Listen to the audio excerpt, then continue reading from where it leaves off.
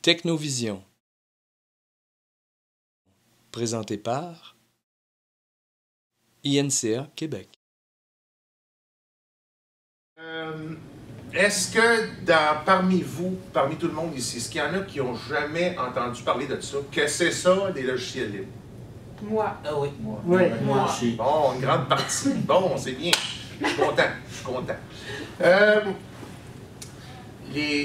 D'abord, je vais vous faire une présentation d'un projet qui commence actuellement. Je suis en lien avec la députée de Hochelaga-Maisonneuve, Mme Carole Poirier, qui est députée de Hochelaga-Maisonneuve, et j'ai un site internet qui s'appelle visulibre.org.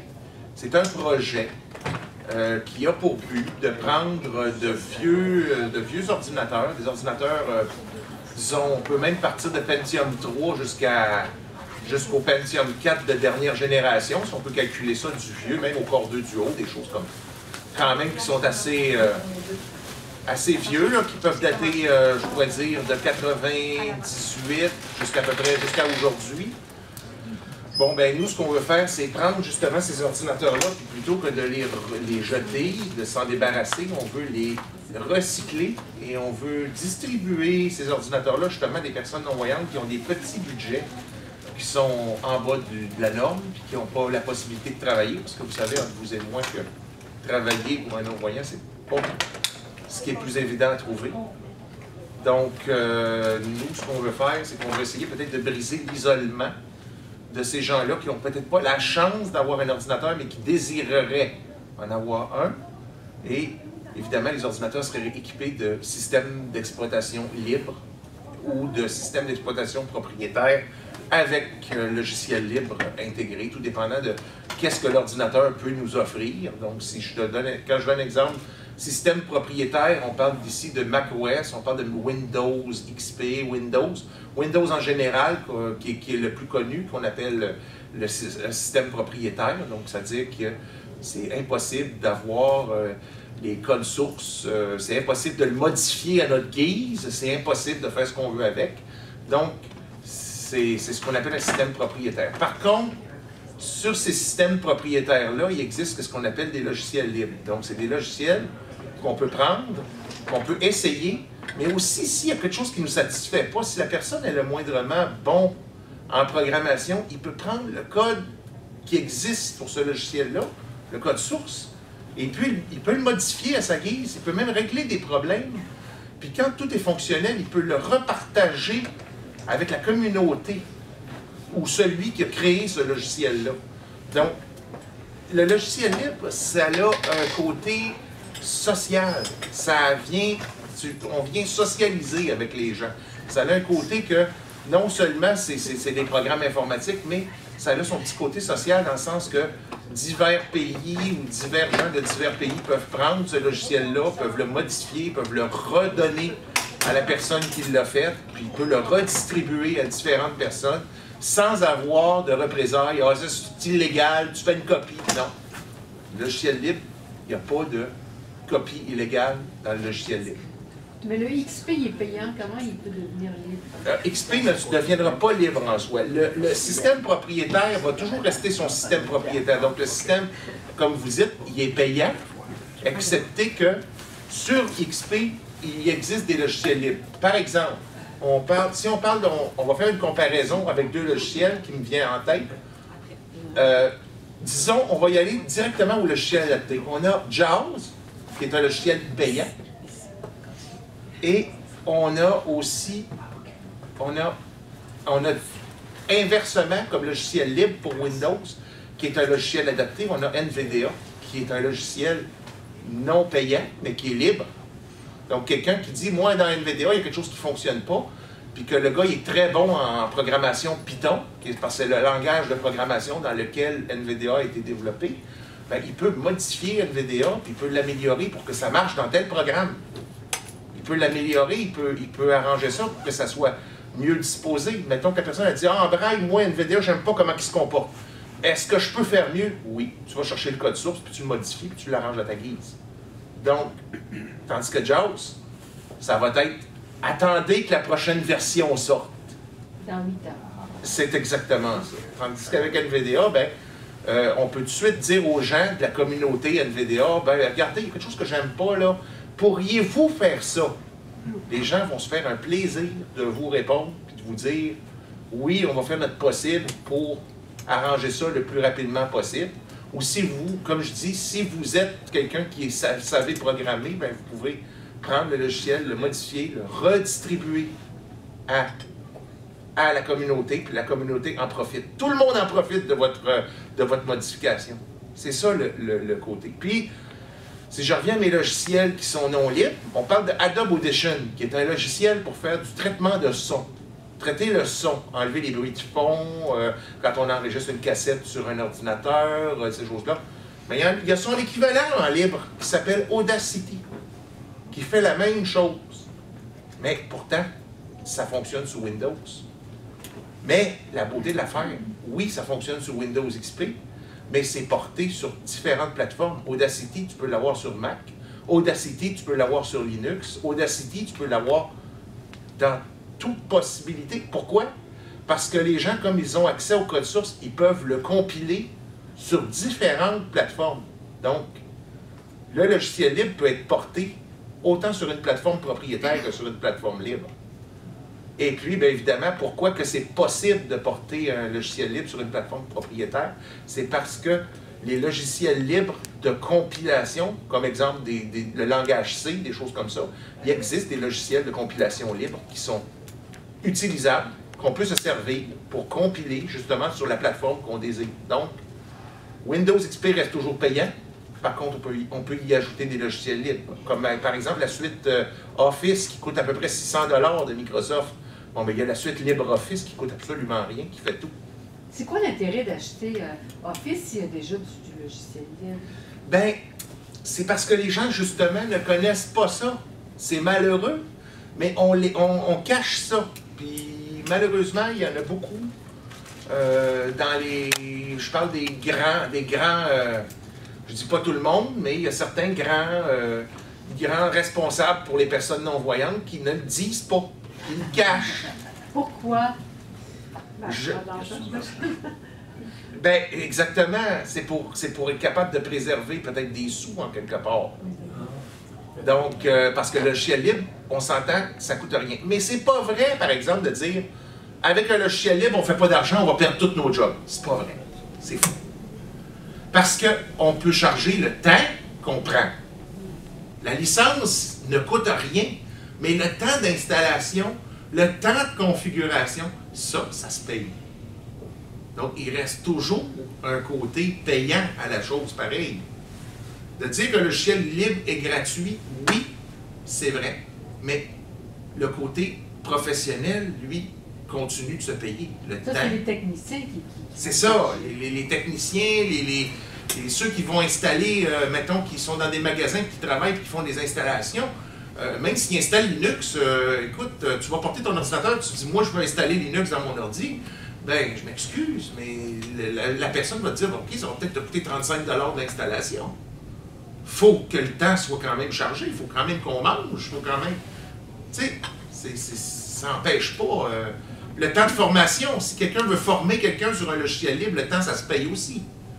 C'est juste ça. Puis, par contre, ce qui est appréciable là-dedans, par exemple, c'est que tout le monde peut participer à l'amélioration d'un logiciel en particulier. Puis, c'est ça. En gros, moi, j'ai le site Internet, en passant, c'est les www.visulibre.org. Ça, c'est le site Internet du projet Visulibre. Tout est expliqué en détail, qu'est-ce qu'on veut faire, c'est quoi le but précis, qu'est-ce qu'on veut faire. C'est Visu-L-I-B-R-E? Oui, okay. Comme Visuaide, mais c'est Visulibre. Okay. Excusez-moi, oui. Dites que c'est Office, mais Office, ça comprend Word, Excel, tout ça. Oui. Mais quand on envoie un fichier, si on envoie par courriel un fichier à quelqu'un d'autre, si l'autre n'a pas ça, là, le libre Office... Office, c'est pas grave. Tu enregistres ton fichier en format Word. LibreOffice est capable d'enregistrer en format Word. OK. Donc... En PDF aussi? Hein? En PDF aussi? Oui, tu peux exporter ton document de LibreOffice en PDF. OK. Même si l'autre personne n'a pas le même. En format texte aussi. Oui, oui, il n'y a aucun problème. Ça, c'est-tu OpenOffice dont vous parlez? Oui, mais c'est le nouveau. Je vais vous expliquer pourquoi on ne dit plus OpenOffice aujourd'hui. C'est parce que OpenOffice a été acheté par la firme Oracle, qui ont acheté Sun. OpenOffice, c'était fait par Sun, qui a inventé Java. Donc, Oracle a racheté OpenOffice, et nos amis d'Oracle avaient envie de rendre OpenOffice payant. Donc, les gens qui travaillaient pour OpenOffice puis qui étaient libres à 100%, ont dit, nous, on s'en va d'être là, on vous laisse tout seul, arrangez-vous avec vos problèmes, nous, on se revire de bord, on reprend ce qui existe d'OpenOffice qui est libre, puis on l'appelle LibreOffice. Okay. Donc, ça a été recréé de façon pour protéger, en quelque part, ce qui était déjà existant en libre, pour que ça continue d'évoluer, que ça continue de... Monsieur, à votre connaissance, est-ce qu'ils sont aussi bons, les logiciels libres? Ben, si on parle de la suite Office, oui, ça s'équivaut. LibreOffice Writer, c'est l'équivalent de Word.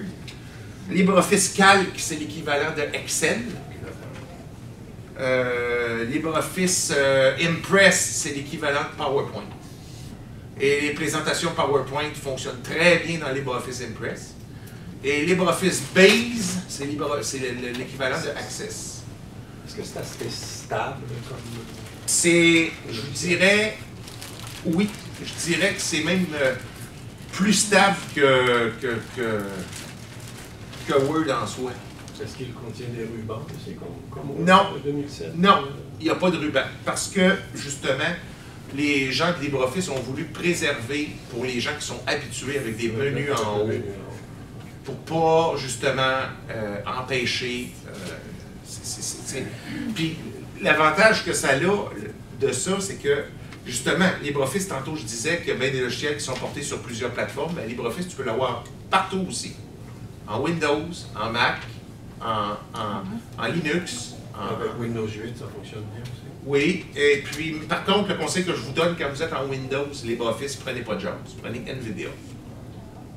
NVIDIA, ça Avec fonctionne LibreOffice. très bien avec LibreOffice. Mais JAWS ne fonctionne Non. pas. Puis ZoomText? Parce qu'à l'époque, ça ne fonctionnait pas bien avec Au pire aller, prenez Desktop Zoom. Lui, il n'est pas, c'est pas un logiciel libre, mais c'est un gratuitiel. Mais il n'y a pas de synthèse vocale. Non. Ouais, c'est ça. Non. NVDA, c'est synthèse vocale Kratos? Écoutez, il y a la synthèse vocale, il y a beaucoup d'extensions à NVDA qu'on peut aller télécharger sur le site d'NVDA qui permettent de... Tu as éloquence. Ah, exactement. C'est ce que je m'en allais dire, oui. C'est quoi ça, l'éloquence? L'éloquence, c'est la voix de jazz. C'est stressant. Ah, c'est un stress, ça. Non, non. Puis, évidemment, ben, la voix, par exemple, que NVDA a par défaut, c'est eSpeak. OK? eSpeak, c'est pas bon, d'accord, je suis d'accord avec Non, vous. mais ça a de l'air. Mais Chinois. c'est, écoutez, c'est parce que eSpeak, si vous vous habituez en Windows, puis qu'un jour vous voulez migrer à Linux, eSpeak est là encore. Donc, c'est pas quelque chose qui va vous dépayser quand vous allez arriver de l'autre côté. Par contre, il y a l'équivalent d'éloquence qui existe en Linux aussi, puis qui coûte vraiment pas cher. Moi, j'ai acheté le produit, ça s'appelle Voxin. C'est un produit qui coûte environ 10 $ la première langue parce qu'il faut payer l'engin qui va faire fonctionner Voxin. Et puis le reste des langues, c'est 5 $ par langue. Donc ça m'a coûté 20 $ pour 3 langues. Est-ce que c'est le petit frère d'InfoVox, ça? Non. Non. C'est vraiment... je dis éloquence. C'est l'équivalent d'éloquence, mais en réalité, c'est parce qu'ils utilisent IBM via Voice. Mais c'est le même. Si on écoute le thème de voix de via Voice puis le thème de voix d'éloquence, c'est pas une grosse différence entre les deux. Y a-tu des techniciens spécialisés là, dans toutes ces affaires-là? Il y a lui, en tout cas. Moi, je n'ai pas été qualifié technicien à date, mais c'est vrai que je suis très spécialisé. C'est quoi votre nom? Miguel. Miguel. Vous travaillez pour quelle compagnie, monsieur? Je travaille pour aucune compagnie. Ah, ok. Non, non, mais Je suis sur la même catégorie que les autres qui n'ont pas d'emploi. Pour Voyons être donc. tout à fait honnête avec vous, là, oui. Vous êtes freelance. Oui, j'ai pas d'emploi encore. Je l'ai pas trouvé, malheureusement. Mais j'essaie de me démerder justement avec mes projets comme Ben Visuel oui, Libre et ben ces oui. choses-là pour m'en sortir. Est-ce que c'est vous qui avez mis sur pied Oui. Visuel Libre? Oui, D'accord. oui. c'est moins Et compliqué. vous Vous en avez un, production vous allez le créer, votre Il est en emploi? train de le créer, là. Oui, c'est en plein ça que je suis en train de monter tranquillement. Puis j'ai commencé ça depuis que le gouvernement a mis en place ce qu'on appelle le CEL. Le CEL, c'est le Centre d'expertise en logiciel libre. Donc, c'est que le gouvernement du Québec a décidé de se tourner vers les logiciels libres. Pourquoi? Pour économiser.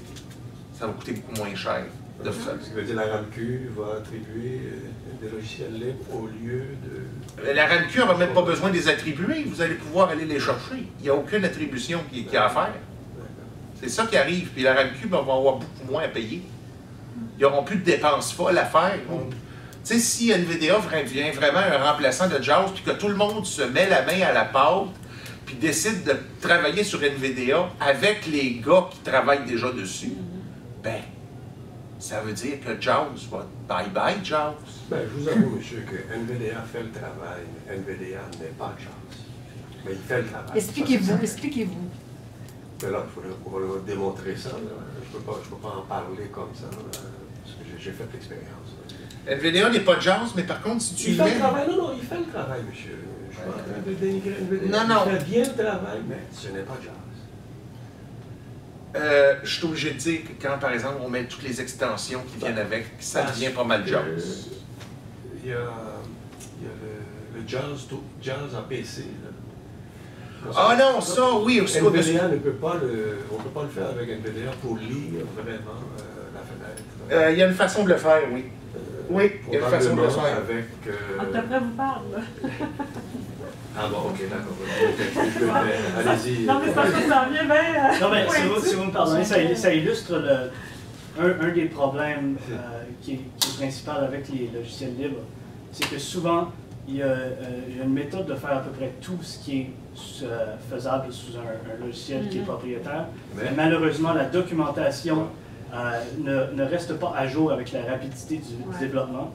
Et souvent, le support technique qui est possible d'avoir l'information va plus être trouvé dans une communauté que dans un manuel. Alors, les gens peuvent souvent essayer un software, comme par exemple NVDA, puis s'en aller avec l'impression que non, ça ne marche pas, ça ne fait pas ce que je veux, c'est plein de bugs.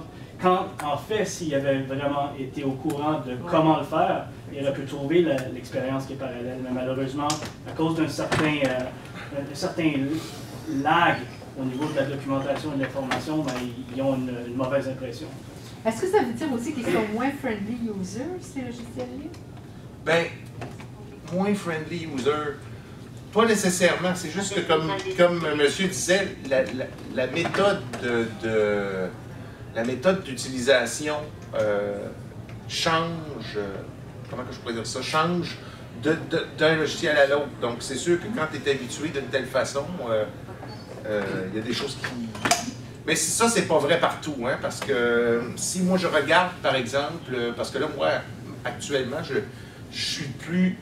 J'ai du Windows quand j'ai pas le choix, mais par contre, à la maison, je suis rendu Linux mur à mur, j'ai plus de Windows à la maison.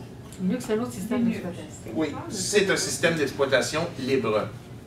Par contre, Linux est sous la forme de plusieurs distributions. Donc, distribution, ça veut dire plusieurs sortes. Si on veut comparer ça, c'est comme chaque Windows qui sort, c'est une distribution. Windows XP, c'est une distribution. Windows 7, c'est une distribution Windows. C'est des formes de Linux. Donc, il y a beaucoup de distributions différentes qui existent dans le monde. Il y a au-dessus de 250 formes de distribution qui existent.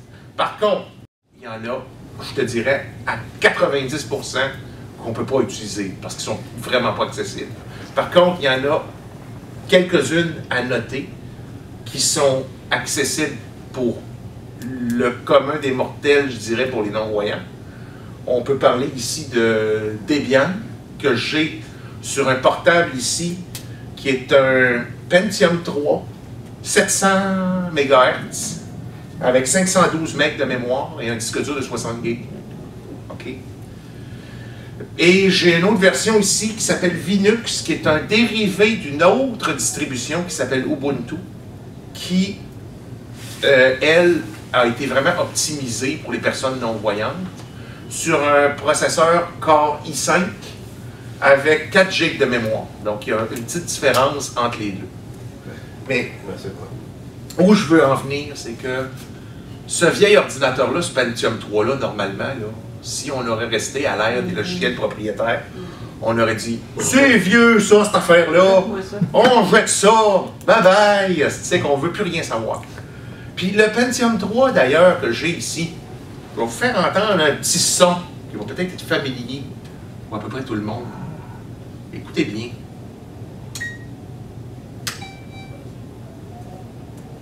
Est-ce que vous reconnaissez ce son? Un libère. Exactement. C'est quoi ça?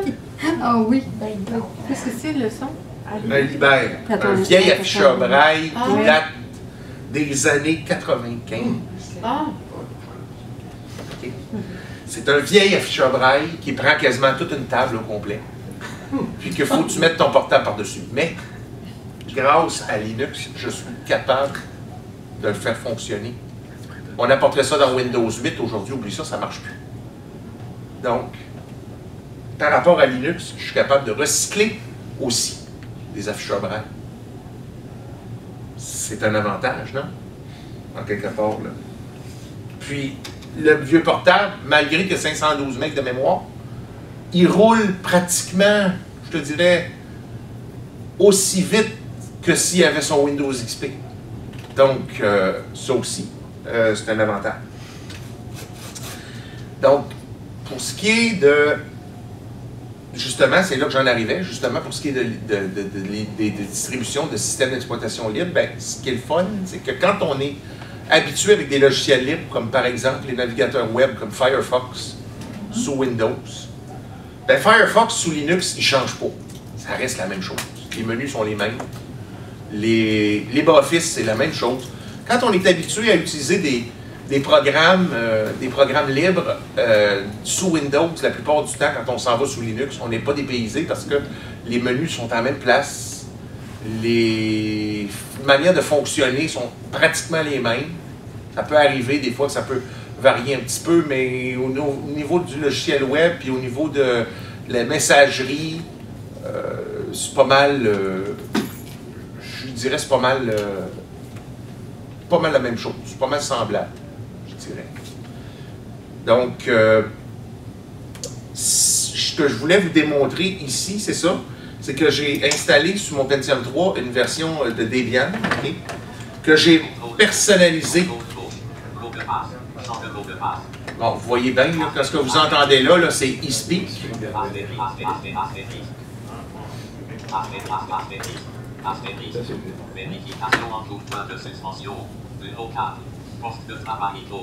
Bon.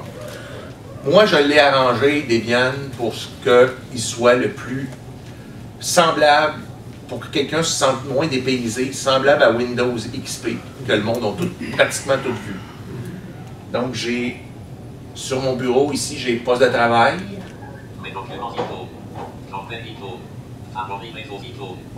Donc, j'ai arrangé ça pour que ce soit vraiment le plus proche du Windows possible. Pour que une personne qui voit ça ne se sente pas dépaysée. Puis, la façon qu'ils ont organisé ça aussi, Debian, c'est bien parce qu'on peut, si on va, mettons, on fait, mettons, Alt F1, qui se trouve être notre menu démarré de Windows, entre autres. Donc, dans l'application, j'ai accessoires menu, accès universel menu, application menu, bureautique menu, application menu, graphisme menu, graphisme, application menu, internet menu, application menu, jeu menu, jeu, outil système menu. Donc, c'est tout pas mal semblable à ce que Windows a dans son menu démarré, là. Peut-être placé un peu différemment, mais c'est pas mal, ça se rapproche pas mal. Puis si, mettons, je m'en vais voir dans bureautique, par exemple, j'ai dictionnaire, LibreOffice,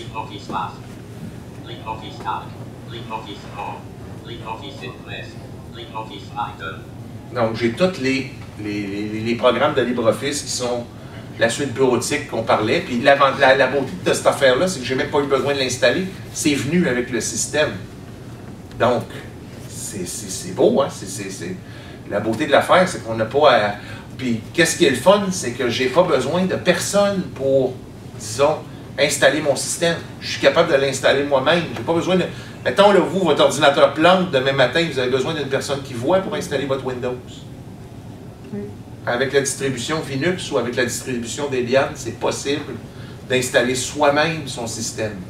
Quelqu'un qui est habitué, par contre, avec Debian, quelqu'un qui est habitué avec le Braille, il a simplement qu'à connecter son afficheur Braille via le port USB, s'il y a un afficheur Braille USB.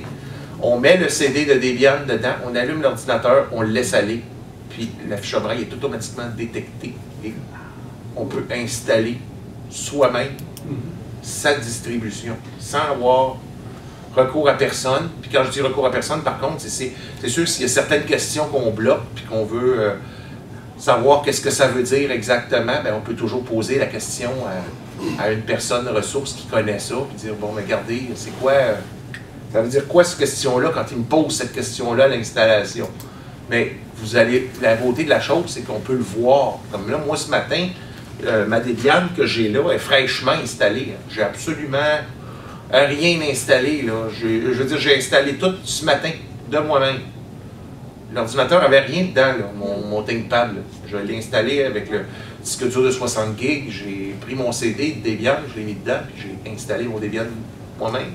Qu'utilisez-vous pour la messagerie? Il y a Thunderbird, qui peut être un excellent client de messagerie. Thunderbird. Qu'est-ce qu'il y a de mieux que les autres? Ben, non, je dis, il n'y a pas de mieux. Il coûte rien. Il coûte rien, oui, de un, puis de deux, on peut dire que c'est l'équivalent de Outlook, Microsoft Outlook, parce que, Pas plutôt comme les clients de messagerie comme Outlook Express, Microsoft Outlook, Windows Live Mail, ça c'est ce qu'on appelle des clients de messagerie, c'est-à-dire tu ne vas pas sur Internet chercher ton courriel par le web, là. Tu prends un client de messagerie. Je ne sais pas si vous... J'ai pas besoin. Non. Qu'est-ce que tu utilises? Un courriel ordinaire. Quoi? Oui, du mail. Moi, je paranoïe avec les autres. Moi, j'aime personnellement pas ça, aller sur le web puis aller fouiller pour aller chercher mes messages. J'aime mieux que ça soit classé dans une boîte de réception, que je puisse y avoir accès direct comme ça. Ouais, ça se fait bien aussi. Mais ça, c'est mail, non? C'est ordinaire. Moi, je comprends pas. Là, je suis arriérée ou quoi? Si, quand, sur un courriel, là, vous avez une boîte de réception, une boîte d'envoi, puis... Non, mais vous, là, Oui. quand vous prenez vos courriels, qu'est-ce que vous faites? Ben, je vais sur Google, j'ai une adresse Gmail, puis tu sais, je vais dans la boîte de réception, puis j'ai tous mes courriels. Non, mais tu vas par Internet Explorer ou par Firefox, par quelque chose? Ah, ça, je sais. C'est ça que Ah, d'accord. Ça. C'est là que je veux en venir, là. Parce que si vous prenez genre Outlook Express ou Mail ou... Internet. Yahoo, ça parle là. Non, c'est autre chose. C'est la même chose, c'est le même principe, c'est par Internet.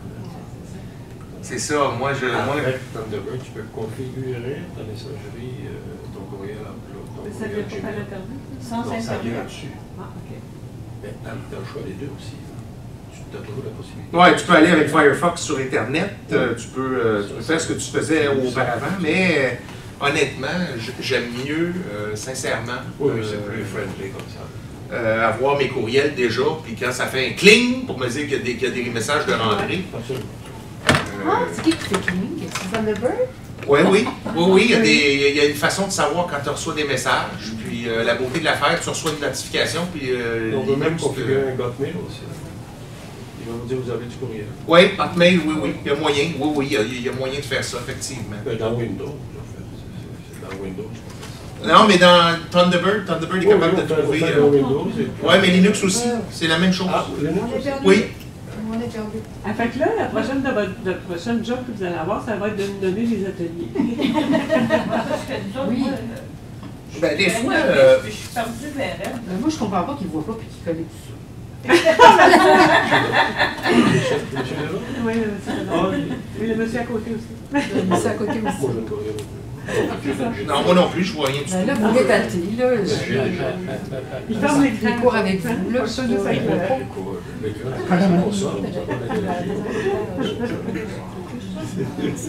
le- J'ai une question, Miguel. Est-ce Oui. qu'on comprend que vous êtes non-voyant? Oui, effectivement, je suis non-voyant total. Mon âme est fier. Dites-le donc. Oui, oui. Ah. Oui, absolument. En tout cas, moi, je vous dis chapeau, là, je suis vraiment impressionnée. Puis, ben c'est ça. Puis, pour revenir à ce que je disais, c'est que par contre, quand je dis qu'il y a des... Quand je dis qu'il y a des distributions Linux qu'on ne peut pas essayer, c'est parce que la communauté, parce que dans Linux, contrairement à Windows, il y a plusieurs, ce qu'on appelle des environnements de bureau. C'est-à-dire, le bureau que vous avez là, sur votre Windows, avec le poste de travail, mes documents, tout ça, là, bon, mais c'est le même bureau, autrement dit, qui va se porter d'un Windows à l'autre. Par contre, en Linux, il y a plusieurs sortes d'environnements de bureau, comme KDE, GNOME, XFCE. C'est toutes sortes d'environnements de bureau aussi légers que peut-être plus lourds, qui font que pour différentes machines, si on a une machine qui est à très faible ressource, on va utiliser un gestionnaire de bureau qui n'est pas lourd, comme XFCE, qui va être capable de faire fonctionner des applications, mais qui, comme ça prend peu de ressources, une vieille machine va être capable d'être aussi, façon de parler, moderne qu'une machine d'aujourd'hui. Donc, on va utiliser XFCE, qui va être un petit gestionnaire de bureau, très léger, mais ça, encore là, c'est pas adapté pour nous autres. Mais, le seul, actuellement, environnement de bureau qui sont adaptés pour nous, il y a Unity, qui est un environnement de bureau qui a été créé par la communauté de Ubuntu, qui est une distribution Linux qui est la plus connue actuellement dans le monde entier. Et il y a aussi GNOME, qui se trouve être un environnement de bureau aussi connu mondialement. Donc, l'environnement de bureau GNOME, et c'est d'ailleurs cet environnement de bureau-là que j'ai sur ma Debian. Puis du côté de mon Linux, ben, j'ai un environnement GNOME aussi, parce que moi, j'ai une préférence à GNOME qu'à Unity, là, personnellement, par rapport que c'est moins perdant, c'est plus, tu peux facilement te retrouver. Moi, personnellement, le bureau GNOME, quand ils ont sorti le logiciel adapté qui s'appelle Orca. Orca, pourquoi Orca? Parce que Orca, vous savez que c'est quoi? C'est un épaulard, c'est des ocres. Orca, c'est comme un synonyme, si on veut. Puis eux, ce qu'ils ont fait, c'est qu'en quelque part, on sait que Jaws, c'est un requin. Ah oui. Donc, eux autres, ils ont voulu y aller dans la même catégorie. Donc, ils l'ont appelé Orca. Donc, c'est pour ça. C'est pour ça, ils l'ont appelé Orca. Mais je dois dire que Orca, à côté de Jaws, là-dessus, Orca, c'est, je dirais, c'est, en quelque part, à certains points, c'est supérieur. Parce que, quand on va sur Internet, mettons, dans Firefox, et qu'on va sur un site où il y a des cases à cocher, tant que tu n'es pas en mode formulaire avec Jaws, là, les cases à cocher, tu ne les vois pas. En braille, je parle. La synthèse va le dire, mais en braille, tu ne la verras pas, la foutue case à cocher. Tandis qu'en Orca, une case à cocher, tu vas la voir, même si tu n'es pas en mode formulaire. Ça a un avantage aussi. Parce que quand on se promène sur des sites qui disent oui, informez-moi des produits, ben, tu peux tout de suite voir la case avant de voir le message. Ça te donne déjà une idée. Hop, je suis rendu là dans mon inscription. Ah, il y a une case, là, regardons. C'est plus user-friendly, je dirais, de ce côté-là, tu sais. Par exemple, là, si, mettons, je m'en vais, OK, je vais vous faire une démonstration. Je vais aller dans Internet. OK. C'est stressant, ce voix-là. Alors, c'est pas la voix la plus romantique et sentimentale, je suis d'accord avec vous. C'est comme un Vietnamien qui parle français. Ben, c'est ça. Écoute, c'est...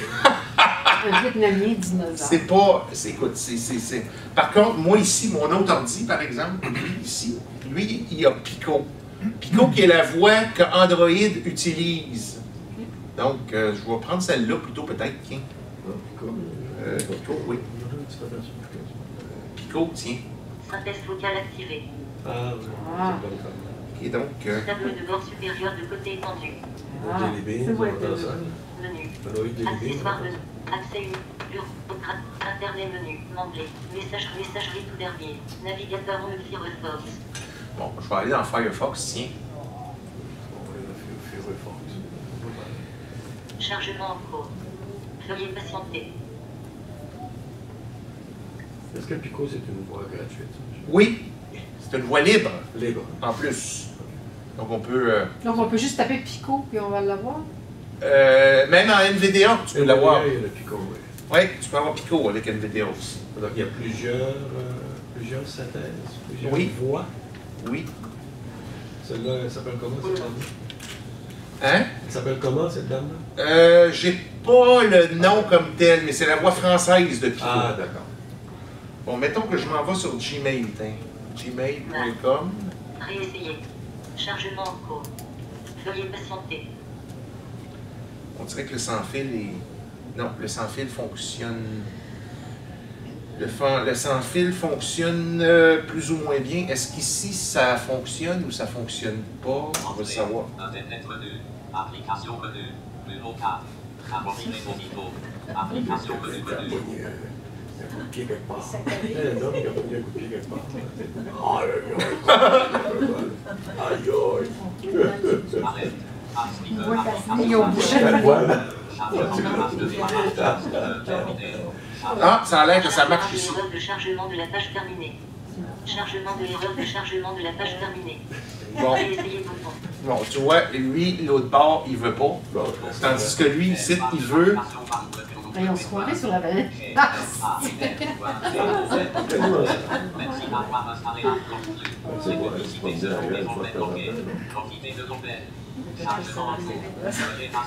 La lettre 1 à cette lettre. Il y a de l'eau, ça va être marrant. Oui, t'arrêtes bien. Oui, il aurait trouvé de l'eau. Bon, voilà. Ben, une goutte, là, tant pis. Ben oui, mais on peut la multiplier. Comme tu l'as dit, Non, ça, je crois que le sans-fil, il a décidé que ça ne tentait pas. Il n'a pas rentré à matin. Ben, tu sais, Longueuil, là, c'est... On est pas mal. C'est vrai. dans le sud, Il n'a pas rentré à matin. Je pense qu'il est malade. Mais, Rogers, non, ça ne marche pas plus. Effectivement.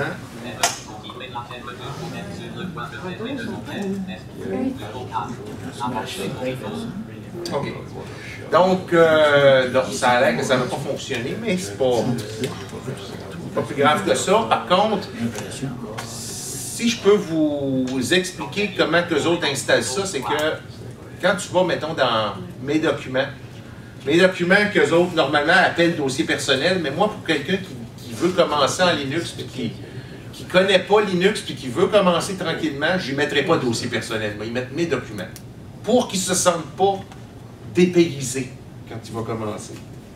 Donc, si je rentre dans mes documents, que j'appelle dossier personnel, normalement, donc je vais rentrer, et vous allez voir, je vais vous faire un parcours des dossiers qui sont...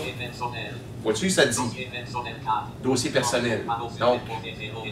Donc ici, on a le dossier bureau, le dossier musique, ça c'est comme ma musique. Modèle, ça c'est des modèles de documents qui vont avec LibreOffice. Images, c'est comme mes images. Documents, ben c'est... En réalité, c'est que documents, c'est là que normalement les documents de LibreOffice s'enregistrent. Donc, en réalité, mes documents a un répertoire de documents à l'intérieur. C'est un peu comme Windows 7, que tu as ton nom d'utilisateur sur le bureau, puis que tu cliques dessus, puis ça te donne tous les dossiers de l'utilisateur. Mes documents, mes images. C'est ça. Bon, public, ça, j'ai jamais su à quoi ça servait vraiment. Bon, téléchargement, évidemment, c'est quand tu télécharges quelque chose et que ça se ramasse dans Firefox. C'est un petit peu... C'est un petit peu ça. Puis si, mettons, je m'en vais dans poste de travail. Je rentre dans poste de travail.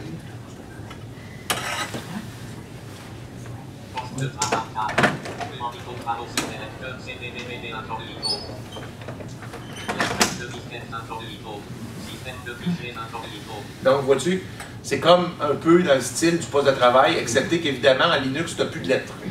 Tu n'as plus de D, C, A, B, E, tu n'as plus de lettres. Il n'y a pas de partition. Non, non, tu n'as plus de lettres. T'as plus de lettres. Puis, en réalité, ce que tu as, c'est des noms. Les lecteurs sont identifiés par des noms. Comme là, c'est marqué système de fichiers. Pourquoi c'est marqué système de fichiers? C'est parce que, en réalité, je n'ai pas mis de nom sur mon disque dur. Sinon, si j'aurais mis un nom de volume, j'aurais eu le nom de volume dans mon poste de travail. Donc, il y a moyen quand même d'identifier les choses pour qu'on se retrouve. Par exemple, ici, je me suis amené une clé USB de 16 gigs. La beauté de l'affaire, c'est que quand on branche une clé USB, on va faire la démonstration.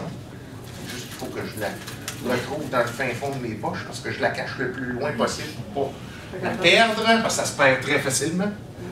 Donc, je vais revenir au bureau. Donc, je fais Alt F4. Ça, c'est des choses qui n'ont pas changé.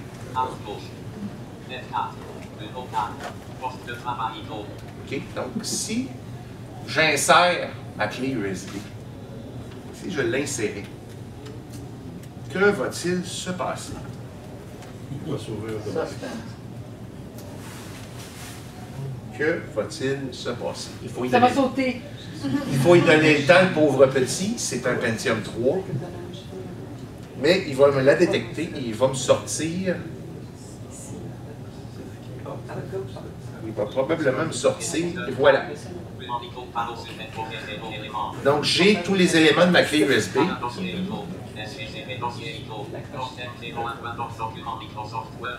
Ah, tiens donc, un document Microsoft Word ici. Ben oui. Est-ce que vous pensez que je suis capable d'ouvrir ça? Non. Oui. Ah oui! Est-ce que c'est un point, je point pense que oui. DOC ou DOC? Un DOC. Un DOC, mais j'ai un DOCX aussi. Ah. Donc, j'ai un DOC.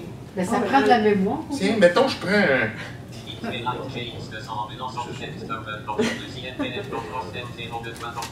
Tiens, en voilà un DOCX ici. Mettons que je fais Enter dessus. Ben oui. Je vais faire Enter dessus. Donc ça, on va sauter. Regardez bien ça. Il est gelé. Non, non, il est loin d'être gelé. Il faut juste Prendre le temps. être patient parce que c'est un Pentium 3. Ah oui, c'est vrai. C'est un Là, c'est pauvre. 1880. Tu sais, c'est sûr qu'il prend un peu plus de temps. C'est un pauvre petit PD. Ça, c'est des pieds C'est un doc quoi, par exemple? Hein? Regardons ça. C'était ça qui était écrit. Madame, monsieur, les ressources humaines. Hein? Mon doc est ouvert. Regardons ça. Bravo. Ça, c'est grâce à LibreOffice Writer. C'est un document de quel niveau? Parce qu'il y a différents niveaux de documents. Ben, c'est un document Word 2007. En 2007. Oui, DOCX, 2007. Les objets, poste de spécialiste en logiciel. Bon, voyez-vous, je suis capable de lire mon document avec LibreOffice. Donc, j'ai ouvert le document, puis pourtant, c'est un document qui a été fait avec... Mais, je peux, par exemple, si je peux vous donner un exemple, je vais fermer ce document-là, donc je fais CTRL F4. Ah, CTRL F4. Ah, oui, c'est contrôle.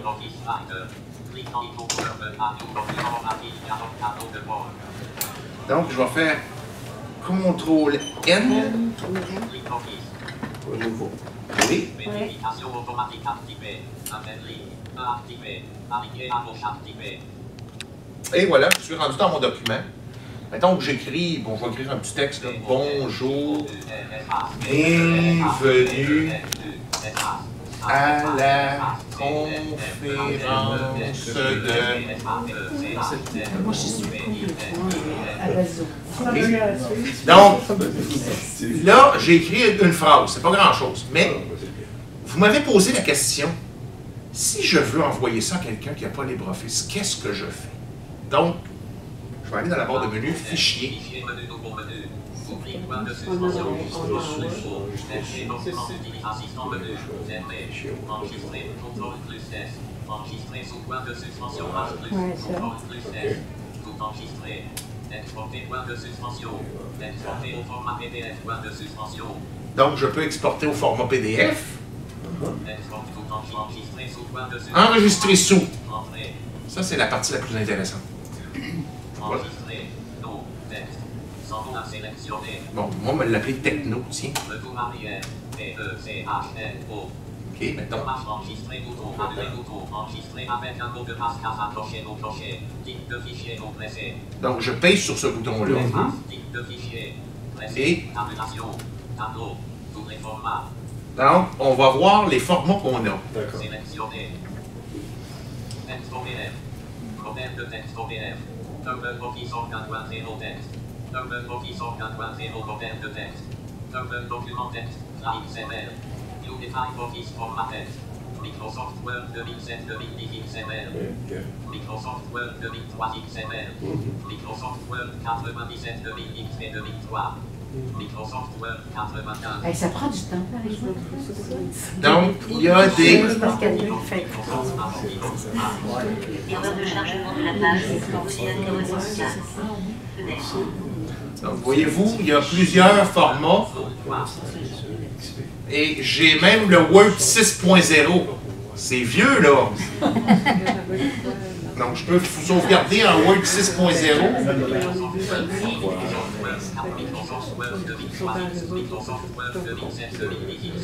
Donc, je pourrais sauvegarder ça en 2007 ou en 2010 XML, donc DocX, comme le monsieur avait dit tantôt. Donc, j'ai beaucoup de formats de fichiers qui sont disponibles. Donc, pour l'Excel, c'est la même chose. Oui. XLX. Oui, XLSX, ça s'ouvre très bien. C'est LibreOffice Calc, qui est l'équivalent de Excel. Exactement, oui. Ça se trouve très bien. Et ça peut justement se sauvegarder aussi très bien. Donc, quelqu'un qui fait un document sur LibreOffice, qui va l'envoyer en courrier, puis la personne dit « Il n'y a pas ça, oui, peux-tu l'avoir en Word? » Ben, pas de trouble, on va te le faire. Donc, c'est aussi simple que ça. Est-ce qu'on peut avoir du HTML en Word? Oui, il l'a dit. Parce que moi, je suis jamais capable. Ils me disent oui, ils me disent non. Puis ben non, même si tu fais enregistrer sous. Ben moi, j'ai du Word 7, là. J'ai pas du Word 7 ou Word. Windows 7? Windows. C'est pas la même chose. Windows 7. Mais tu peux faire du XML, du HTML, je crois. Attendez une minute. Ben moi, je l'aime pas, le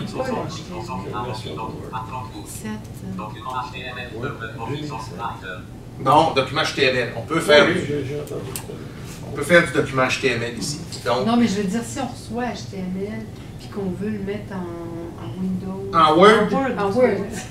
c'est plus compliqué, je dirais, Oui, avec c'est Word. ça. Tout le monde me dit ça, c'est ça. OK, c'est plus compliqué avec Word. Par contre, Parce qu'il n'y a pas de logiciel libre qui permet. ben, c'est parce que Word, il a son propre HTML, parce qu'évidemment, comme c'est Microsoft, eux autres, ils ont décidé, mais là, on ne fera pas de débat là-dessus, mais ils ont décidé de faire leur HTML personnalisé pour pas que tu puisses faire ce que tu veux. Ah, Donc, c'est... Pas bien bon, du contrôle. C'est du contrôle, exactement, c'est du contrôle, tandis que nous autres, en logiciel libre, on contrôle personne. Donc, c'est l'avantage d'avoir des logiciels libres, comme on dit. Donc, LibreOffice 3.5K. Enregistrer bouton. Tabulation. Ignorer bouton. Tabulation. Annuler bouton. donc, je vais faire ignorer. Ignorer bouton espace.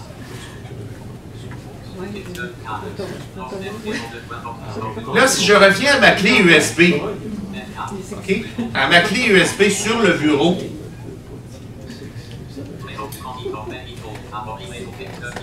ah, ma clé USB est sur le bureau. Ça, c'est un avantage aussi.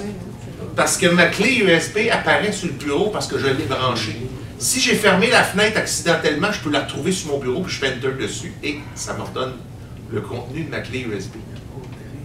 Donc, ça a un avantage d'avoir la clé USB sur le bureau comme telle.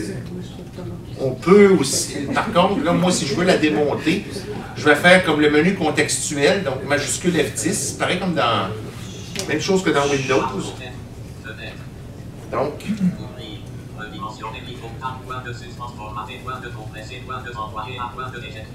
Éjecter. Voilà, retirer le volume sans risque. C'est bon. Et Kingston devrait être disparu. Et voilà, et puis là. Donc, je peux retirer ma clé sans avoir de problème. Donc, je n'ai pas à aller dans la barre de tâches en bas, à aller cliquer sur le petit icône puis faire retirer. Je n'ai pas à faire ça. Je fais menu contextuel sur le bureau, puis je peux retirer ma clé tout simplement comme ça. Plus simple que C'est plus simple. Mais, comme on dit, avec le projet Visulibre, justement, ce qu'on vise à faire, c'est nous autres, c'est justement d'aider les gens qui veulent, justement, faire s'initier au logiciel libre puis arrêter d'être contrôlé par Microsoft. Ben, moi, je suis prête. De toute façon, je ne fais aucun profit là-dessus. Hein. Le projet Visulibre, c'est totalement bénévole pour commencer. Il n'y a pas de profit qui se fait là-dessus parce qu'on veut... Parce que les liens sont postés sur votre site, que ce soit le lien pour le ben, j'ai mis des liens pour NVDA, j'ai mis des liens pour Linux, j'ai mis des liens pour... le synthèse vocale aussi. Ça, les synthèses vocales, je pourrais les mettre. Oui, s'il vous plaît. C'est quoi la différence entre Visulibre et centre d'expertise en logiciel libre? Le centre d'expertise en logiciel libre, c'est que c'est le gouvernement du Québec qui fait ça. Puis moi, en réalité, Visulibre, c'est comme une démarche que je fais pour être capable d'être avec le CEL, pour aider les personnes handicapées visuelles à pouvoir s'initier dans le logiciel libre. Oui, tout à fait. C'est ça. Puis, une autre chose aussi que j'aimerais mentionner, pour ceux qui font de la traduction braille, ceux qui font de la traduction braille, là, point par point, je pense à point par point, je pense à l'Institut des arts de Louis Braille, tout ça. Il y a une librairie qui s'appelle LibLouis. Pourquoi Louis? Louis Braille. Okay? Cette librairie-là est d'ailleurs intégrée à l'intérieur de NVDA pour ceux qui ont des afficheurs braille. Et cette librairie-là est principalement utilisée que quand on veut avoir du code abrégé sur notre afficheur braille. Donc, LibLouis utilise jusqu'à maintenant tous les tables braille existantes, c'est-à-dire le braille informatique 8 points, le braille littéraire 6 points, le braille nouveau code, là, le 2007, là, le unifié. Ça existe sous LibLouis. Il y a moyen d'utiliser cette table-là, qui ont appelé les autres BFU, braille français unifié. Donc, elle existe. Et ça, ce que ça fait, ça permet de créer on peut créer des documents. D'ailleurs, LibreOffice a il y a un plugin, une extension qui s'appelle ODT to Braille. Donc, ce que ça fait, ça prend un document OpenOffice et ça le transforme en BRF, abrégé, s'il vous plaît. Rien de moins. Rien de moins. En BRF abrégé. Plus besoin de Duxbury. On écrit un fichier, on le formate comme il faut, on met le centrage de titre puis aux bons endroits. Par la suite, on peut prendre ça, convertir ça dans l'OpenOffice, ça apparaît dans le menu LibreOffice, et on peut convertir ça en braille directement. Merci, un BRF qui sort en braille français ou en braille du choix qu'on veut, parce que les tables, justement, sont disponibles. Donc, c'est grâce à LibLouis, qui est une production de Ability Soft, qui est quelqu'un qui fait du logiciel libre, justement. Donc, c'est le principe de LibLouis. C'est ça, principalement, que ça donne. Donc, le mouvement que vous faites avec vos mains, est-ce que c'est parce que c'est à force de taper sur le... Oui, des fois, j'ai des petites douleurs dans les doigts, là, de temps en temps. Puis j'avoue que le sac que j'ai transporté était quand même assez lourd. Hein? J'ai 2 portables. C'était assez pesant, merci. Donc... Et ça vous a pris combien de temps pour être habillé comme ça? Êtes-vous aveugle de dessin? Oui. Oui. Et, ça vous a pris combien d'années? Oh, écoute, j'ai commencé à utiliser Linux en 1998. Quand Windows 98 a sorti et que ça se mettait à planter à tour de bras, je me suis comme un petit peu tanné. Puis j'ai dit, tiens, on va se mettre à Linux, malgré que les interfaces graphiques de Linux n'étaient pas accessibles à ce moment-là. Donc, j'utilisais ce qu'on appelle la ligne de commande. Donc, je suis, comme façon de parler, revenu en arrière avec le bon vieux MS-DOS et son WordPerfect 5.1. Qui, d'ailleurs, c'est possible de faire fonctionner WordPerfect 5.1 sous Linux. C'est très possible de le faire. Pour les nostalgiques, ça. Miguel, il va nous rester un peu de 5 minutes. Oui. S'il y a des gens qui ont des questions, on va pouvoir... Vous devriez travailler pour Apple. Non, justement, je ne veux pas travailler pour une compagnie propriétaire. Mais par Apple, contre, c'est pas libre. vous pourriez nous donner des ateliers. Donc Oui, ça serait oui. fun. On va recommander ça à INLD. Qu'est-ce que vous en pensez? Des ateliers, moi, ça ne me dérangerait pas d'en donner. D'ailleurs, On va payer. Ouais. souvent, je suis dans les... Souvent, je suis dans les... Il y a des fois, si vous regardez, là, il y a un site là, que je peux vous recommander qui s'appelle l'agendadulibre.ca. agendadulibre.qc.ca. Qu'est-ce que ça mange en hiver? Ça, c'est l'agenda où tu as toutes les activités qui se passent dans les régions du Québec, sur tout ce qui concerne les logiciels libres. OK. agendadulibre.qc.ca. Oui. Oui. Miguel, j'aurais une question. Oui. Un environnement libre, là, pour toi, idéal, ce serait quoi? Debian avec quoi? D'installer Firefox, Orca? Debian avec Orca, évidemment. Puis Orca, quand tu installes le supplément, tu peux avoir le grossissement. Donc, quelqu'un qui est semi-voyant, il peut facilement grossir, puis ça marche très bien. Très, très, très bien. Oui, je pourrais dire oui. Oui, ça s'équivaut. Oui. Puis comme tu dis, c'est ça. Debian, moi, je trouve que c'est une distribution qui convient pas mal pour ceux qui veulent commencer. Moi, je trouve que oui, Debian, ça convient pas mal parce que ça peut faire sur à peu près n'importe quelle machine. Et puis, oui, Firefox. Par contre, moi, mon navigateur dans Debian, c'est Iceweasel.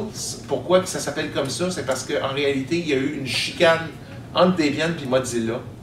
Puis, comme Mozilla voulait absolument que Debian fasse telle affaire, que Debian ont dit non, nous autres, on ne fait pas ça. Ils ont repris le code libre de Mozilla, puis ils ont refait un nouveau navigateur qui s'appelle Iceweasel. C'est comme une copie de Firefox, mais refaite par Debian. C'est parce que C'est comme les médicaments. Parce que Firefox est libre, mais le trademark du nom Firefox ne l'est pas. Alors, tout ce qu'ils font, c'est enlever le nom Firefox avec tout le branding, mais c'est exactement le même. C'est ça, c'est la même chose. C'est le même code, c'est la même chose, excepté qu'au lieu de s'appeler Firefox, ça s'appelle Iceweasel. Parce que Debian sont extrêmes au niveau de garder tout le plus libre possible. Alors, ils ont juste strippé le trademark. C'est ça. C'est ça. Est-ce que Chrome, ce serait une option? Chrome, non, il n'est pas accessible en ce c'est moment. pas encore assez accessible côté Linux, ça. Je dirais pas ça. Mais par contre, Firefox, c'est très bien. Orca, c'est merveilleux. Avec la suite LibreOffice, ça fonctionne très bien aussi. Donc, ceux qui veulent faire du texte, il n'y a pas de problème. LibreOffice, ça marche numéro 1. Ce matin, ils ont parlé d'un logiciel qui s'appelle, je pense, DaisyText, Playtext. DaisyText. Daisy Playtext, en tout cas. Ça, là, il paraît que c'est gratuit. Si je fais venir ça, là, si je télécharge ça, est-ce que je suis capable d'avoir l'application Daisy Playtext sur n'importe quoi que je veux lire? Attention, ce que vous me parlez là, c'est un gratuiciel. C'est pas un logiciel libre. Il y a une différence entre les deux. Ah, que ça marche en hiver. Le gratuiciel peut être gratuit, mais tu peux pas t'approprier les codes sources. Le logiciel libre est gratuit, mais tu peux t'approprier les codes sources pour le modifier à ta guise. Ce que tu ne peux pas faire avec un gratuiciel. Mais oui, moi, je ne pourrais pas le modifier. Là. Fait que si je veux qu'il soit gratuiciel. Non, mais ce que je veux dire par là, c'est que tu ne pourras pas l'avoir sur toutes les plateformes. Parce que c'est un gratuiciel pour Windows. Ben moi, j'ai Windows. Non, mais c'est pour dire que c'est pas. Faut faire attention entre la notion de logiciel libre et gratuiciel. C'est pas tout à fait pareil. Est-ce qu'on peut avoir en même temps, mettons, Windows puis un logiciel libre? Oui, c'est possible d'avoir les deux systèmes côte à côte, ce qu'on appelle un dual boot. Ça veut dire que les deux systèmes sont côte à côte et puis tu as le chargeur de démarrage qui te donne le choix. Qu'est-ce que tu veux, Windows ou Linux? Donc tu peux, pour faire une transition, il y a moyen comment on pourrait dire, de se promener d'un à l'autre. Et puis, quand on a un ordinateur assez puissant, comme un des miens que j'ai là, moi, je me suis installé un petit logiciel qui s'appelle VirtualBox, qui te permet de faire ce qu'on appelle une machine virtuelle. Donc, si on veut un autre ordinateur, mais virtuellement, dans ton ordinateur. Et ça te permet d'installer ton Windows à l'intérieur de Linux. Combien vous chargez, vous? Je reviens à ma question, là, Daisy Plain Text, là, gratte-ciel, ça m'est égal. Moi, j'ai pas de problème avec ça. Je peux-tu l'avoir avec Word 7, avec Windows 7. Windows 7. Ouais. Ben, ça dépend. Si les compatibilités sont là, oui. Ils sont-tu là ou ils sont pas là? Ben, ça, si ça n'a pas été dit, vois-tu, ça c'est un manque, ça, il aurait fallu que ça soit dit. Ça n'a pas été dit. Bon, vois-tu? Puis vous voulez pas me le dire? Ouais, mais ça, on peut aller voir. C'est pas que je veux pas le dire, mais c'est parce que je ne le sais pas. Ah! Ben, c'est bien la seule chose que vous ne savez pas à ce moment-là. Je ne le sais pas.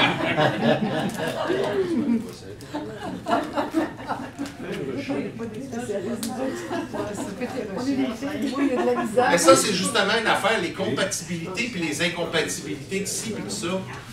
En Linux, ça existe moins parce que tu sois sur une plus vieille version ou une version plus jeune, t'as pas. Tu sais, comme quelqu'un a dit pour le Mac tantôt, là, même si la version est à jour, tes vieux programmes vont continuer de fonctionner pareil. Maintenant, tu es habitué avec un programme que tu as utilisé dans une vieille version de Linux, tu peux la garder. Tu peux garder ce programme-là pareil. Tes vieux programmes vont fonctionner quand même. Mais bon, juste, c'est ma dernière question, là. Vu que vous ne savez pas la réponse à ma question, qu'est-ce que je peux faire? C'est pas Ben ça, vous allez sur Internet et vous checkez les compatibilités. Internet compagnie, d'accord. Merci infiniment, M. Montiel. Merci.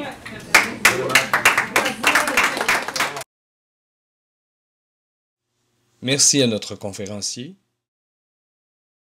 Miguel Ross, de Logiciels Libres. Merci à nos commanditaires, Humanware et Canadialogue.